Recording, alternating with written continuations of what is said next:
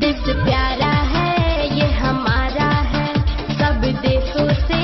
ये न्यारा है, नहीं झुका है और न झुकेगा, तिरंगा ऊंचा रहेगा, भारत मेरा नहीं झुकेगा, झंडा ऊंचा रहेगा, भारत मेरा नहीं झुकेगा। हमारे चैनल को सब्सक्राइब करने के लिए लाल बटन को दबाएं और नए नए गानों को सबसे पहले